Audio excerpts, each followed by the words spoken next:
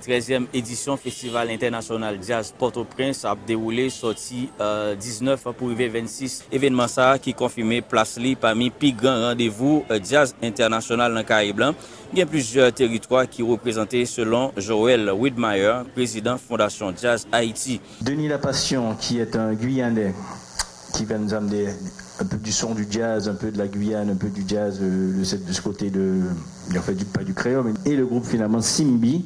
Je ne sais pas si vous connaissez Simbi, mais ce sont des Haïtiens aux yeux bleus. On les appelle comme ça des Haïtiens aux yeux bleus parce qu'ils sont de la Suède. Les Simbi, ils sont de la Suède. Ils font de la musique haïtienne, ils font de la musique racine. Ils sont déjà venus en Haïti plusieurs fois déjà, mais après un petit bout de temps qu'ils ne sont pas venus. Le Festival international jazz de Port-au-Prince, on essaie toujours de promouvoir le jazz et de soutenir le jazz comme on peut. Pape Jazz souhaitait créer un éco-label avec concours ministère concerné, autant que ministère environnement, pour engager l'autre organisateur respecter l'environnement. Le festival notamment devient éco-responsable. On essaye d'être un festival vert. Ça veut dire qu'on va avec l'aide de nos partenaires, notamment l'Organisation internationale de la francophonie et Wallonie-Bruxelles International, on essaye d'être respectueux de l'environnement.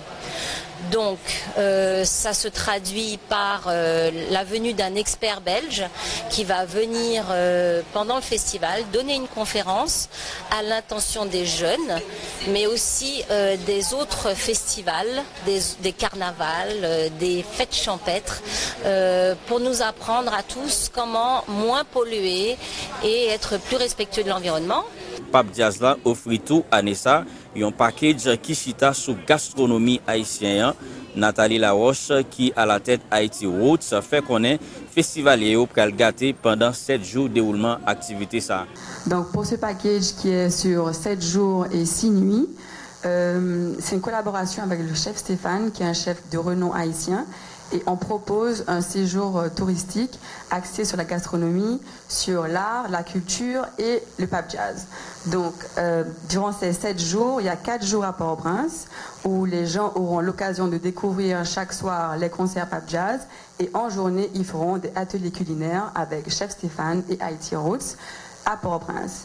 Ensuite, ils iront 2 nuits à Grand Goave, là où ils pourront découvrir des villages du charme comme Grand Goave et Valu. Et Valu, c'est un village touristique, écotouristique. 13e édition Festival Jazz International Port-au-Prince joint un concours ministère Kilti à communication, sans compter ministère tourisme. Yves Manuel, depuis Port-au-Prince pour la Voix de l'Amérique.